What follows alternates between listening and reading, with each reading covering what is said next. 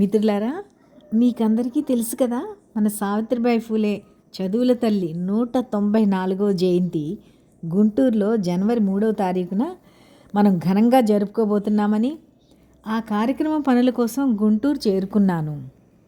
మన government Guntur hospital superintendent గారు doctor Yashasvi Ramana గారు, ప్రభుత్వ వైద్య కళాశాల ప్రిన్సిపల్ డాక్టర్ ఎన్వి సుందరాచారి గారు ఆత్మీయ సత్కారంతో సాదరంగా ఆహ్వానించారు. అంతేకాదండి, సన్మానం కూడా చేశారు. వారి అభిమానం మరి నేను మాటల్లో చెప్పలేను. అలాగే జనవరి 3 జరగబోతున్న ప్రోగ్రాం కోసం 1000 మంది కూర్చునే అద్భుతమైన ఆడిటోరియం చూపించారు. అతి పెద్ద భోజన హాలు, చక్కటి ఆహ్లాదకర వాతావరణంలో ఉన్న మెడికల్ కాలేజీని చూసి మనసు పులకించిపోయింది. అంతేకాదు, వివిధ భాగాల హెచ్ఓడీలను, నర్సింగ్ కాలేజ్ ప్రిన్సిపల్స్ను మరియు సావిత్రిబాయి ఫులే విశిష్ట సేవా పురస్కారాలకు ఎంపిక కాబడ్డ సంస్థలకు డాక్టర్ యశస్వి గారు నేను కలిసి ఆహ్వాన పత్రికలు అందజేసాం. ఆ దృశ్యాలు చూడండి. తదుపరి ప్రెస్ మీట్ అయ్యింది. ఆ ప్రెస్ మీట్లో ఎన్నో మంచి మంచి విషయాలను మనం చర్చించుకోవడం జరిగింది. మరి ఆ విషయాలు ఏంటో చూద్దామా, రండి. రీసెంట్గా నేను ఆర్గన్ అండ్ బాడీ డొనేషన్ ఈ సావిత్రిబాయి ఫూలే స్పెక్ట్ ఆర్గనైజేషన్ ద్వారా స్టేట్ ప్రెసిడెంట్గా నియమించబడ్డాను. మేము అంతకుముందు కూడా ఇక్కడ గుంటూరులో చేశాము. చలపతి కాలేజ్ చాలా పెద్ద ర్యాలీ. ఈ మధ్యలో మంగళగిరిలో మొన్న ఆగస్టు 3వ తారీఖు వారోత్సవాలు చేసి అక్కడ పెద్ద నిర్మలా కాలేజ్ ఆఫ్ ఫార్మసీలో ఆ ఊరంతా కూడా తిరిగి అక్కడ మేము చేశాము.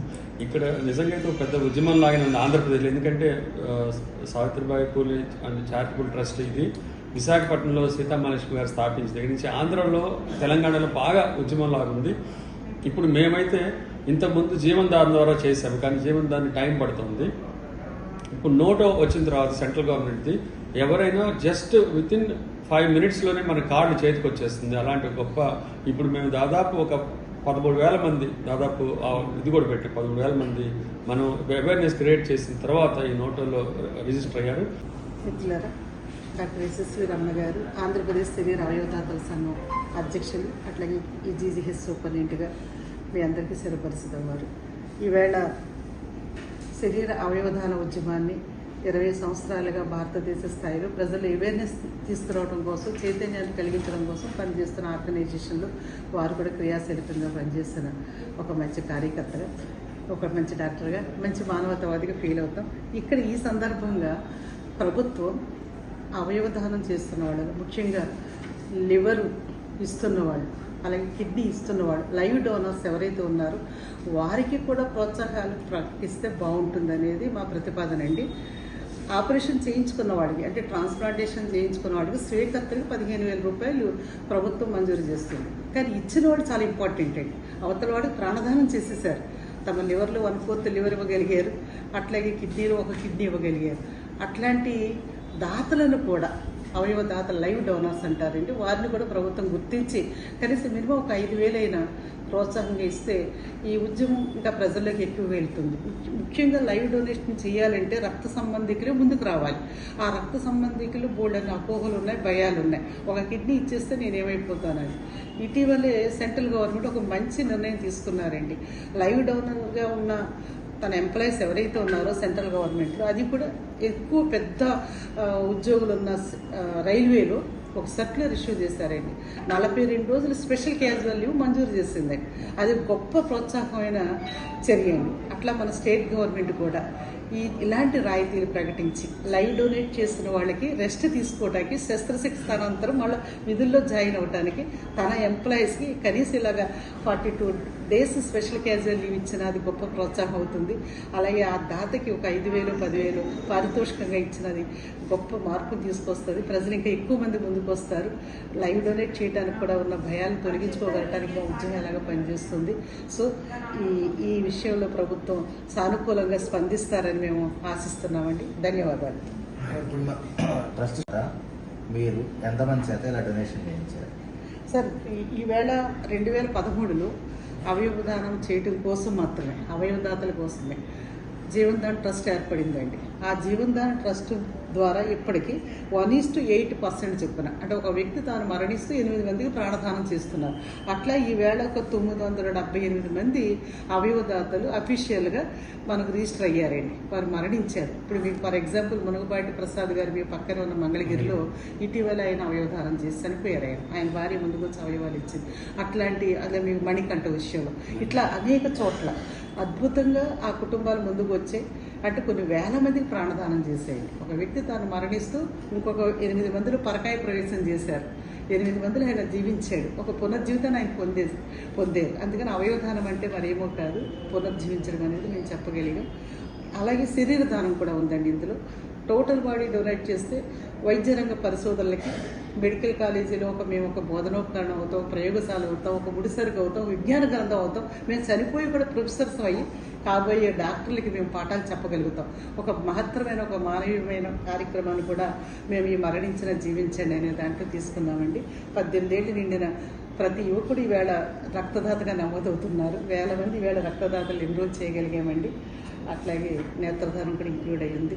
ఈ టోటల్ బాడీ డొనేషన్లో అవయవదానం, అస్థిపంజర దానం, స్కిన్ డొనేషన్, అట్లాగే మజిల్స్, అట్లాగే బోన్ మ్యారో ఇవన్నీ కూడా ఇంక్లూడ్ అయ్యి ఉన్నాయండి. సో ప్రతిదీ కూడా విలువైన మానవ దేహాన్ని ఒక పిడికెడు మట్టి కింద లేదా పిడికెడు బూడిద కింద మార్చేయకుండా మహోపకారం చేసే అవకాశం మన ఈ పార్థివ దేహానికి ఉంది కాబట్టి దాన్ని సద్వినియోగం చేసుకుని ఒక మానవ ఉద్యమంలో ప్రజలందరూ భాగస్వామ్యం అవ్వాలని మేము కోరుకుంటున్నామండి. ధన్యవాదాలు. మన ఎన్జిఓ ద్వారా మీరు ఇట్లా అవేర్నెస్ కార్యక్రమాలు ఎన్ని చోట్ల పెట్టారు? ఎంతమందికి అవేర్నెస్? భారతదేశ వ్యాప్తంగా దాదాపు 15 రాష్ట్రాలు మేము బ్రాంచెస్ పెట్టగలిగామండి. అట్లాగే ఆంధ్రప్రదేశ్, తెలంగాణలో ఎక్కువగా మేము 58,000 మందిని ఇప్పటికీ టోటల్ బాడీ డొనేట్ చేసిన డోనర్స్గా విల్లు రాసి రిజిస్టర్ చేసిన వాళ్ళ యొక్క అప్లికేషన్స్ మేము స్వీకరించగలిగామండి. అంటే ఈ 20 ఏళ్లలో అది మేము 35 మందితోటే 2008లో స్టార్ట్ చేస్తామండి. టోటల్ బాడీ ఆంధ్ర మెడికల్ కాలేజీకి ఇచ్చిన వాళ్ళు ఆ సంఖ్య ఈవేళ 58,000 పెరిగిందంటే అది మేము చాలా గర్వపడుతున్నామండి. అంటే ప్రజల్లో ఇంకా మానవత్వం, ప్రేమ, దయ, సాటి మనిషికి సహాయం చేయాలనే ఆ కరుణ, ఆర్ద్రత అన్నీ ఉన్నాయనేది ఈ నెంబర్ స్పష్టం చేస్తుంది. అట్లాగే ఒక 1000 దాటి ఈవేళ జీవనదానం ద్వారా అవయవదాతలుగా నమోదైన వాళ్ళు, జీవన్మృతులుగా ఉన్నవాళ్ళు చరిత్రకి ఎక్కారు. అంటే వాళ్ళు చిరంజీవులుగా మిగిలిపోయారు. అంటే ఒక మరణం ద్వారా కూడా సమాజానికి ఒక శిరస్మరణీయమైన సేవ చేయటం. మేము శ్రీకాకుళం నుంచి ఆదిలాబాద్ వరకు, నాగర్ కర్నూలు వరకు అన్ని ప్రభుత్వ మెడికల్ కాలేజీల్లో మేము సెమినార్స్ పెట్టాం. అన్ని విద్యా సంస్థలే పెట్టాం. అన్ని చోట్ల స్వచ్ఛంద సేవా సంస్థలు, ప్రగతిశీలవాదులు, సేవా సంస్థలు ఎవరు పిలిచినా కానీ వెళ్ళి మేము అవయవదానం మీద అవేర్నెస్ కల్పించి వస్తున్నాం. సో ఈ అవయవదానం ర్యాలీలు జరుగుతున్నాయండి. ఇటీవలే మన భారత ప్రభుత్వం కూడా ఆగస్టు 3వ తేదీని జాతీయ అవయవదాన దినోత్సవంగా ప్రకటించిందండి. వెంటనే మా సావిత్రిబాయి పూలే ట్రస్ట్ ఆ రోజున ఘనంగా 1000 మందితో విశాఖపట్నంలో కలెక్టర్తో సహా జిల్లా అఫీషియల్స్ అందరిని ఇన్వాల్వ్ చేసి పెద్ద ర్యాలీ నిర్వహించామండి. అంటే వరల్డ్ ఆర్గాన్ డొనేషన్ డే ఉందండి ఆగస్టు 13న. ఈవేళ మనకి ఆగస్టు 3వ తారీఖున ఫస్ట్ ట్రాన్స్ప్లాంటేషన్ జరిగిన డేట్ అండి. అది ఆగస్టు 3వ తారీఖు అంటే ఫస్ట్ కిడ్నీ ట్రాన్స్ప్లాంటేషన్ అయ్యిందండి. సో దాన్ని శిరస్మరణం చేస్తూ మన ప్రభుత్వం ఒక జీవో రిలీజ్ చేసింది. అందరం కూడా ఇన్వాల్వ్ అవుతున్నామండి ఇప్పుడు. అంటే ప్రభుత్వమే కాదు, స్వచ్ఛంద సంస్థలే కాదు, అధికారులే కాదు, మానవత్వం ఉన్న ప్రతి మనిషి కూడా అవయవదానాన్ని ప్రచారం చేస్తున్నారు, ఓన్ చేసుకుంటున్నారు. ఒకప్పుడు అవయవదానం, శరీరదానం అంటే ఉన్న అపోహలు తొలగించడానికి మేము చాలా పెద్ద ప్రయత్నమే చేశామండి. ఈవేళ సానుకూలంగా చాలా స్పాంటేనియస్గా స్పందిస్తూ ఎంతోమంది అవయవదాతలు, మీరు ఈవేళ నోటా వాళ్ళ వెబ్సైట్ చూసినట్లయితే ఇదిగోనండి, ఈ నోటా .abdm.gov.in. ఈవేళ మన ఆంధ్రప్రదేశ్లో ఎంతమంది ఎన్రోల్ అవుతున్నారు, వేల మంది ఎన్రోల్ అవుతున్న విషయం మీకు సాయంత్రానికల్లా డేటా కనిపిస్తుంది. కర్ణాటక నుంచి ఎంతమంది, అట్లాగే తమిళనాడు నుంచి ఎంతమంది, పోటీలు పడి యువకులు ఇవాళ డోనర్స్గా ఎన్రోల్ అయ్యారు. నేను అయ్యాను, మా డాక్టర్ గారు అయ్యారు. ఇంకా ఎంతోమంది వారి ప్రేరణతోటి చుట్టుపక్కల ఎంతోమంది నిత్యం వచ్చి అవయవదాతలకు ఎన్రోల్ అవ్వటం మనం చూస్తున్నాం సార్.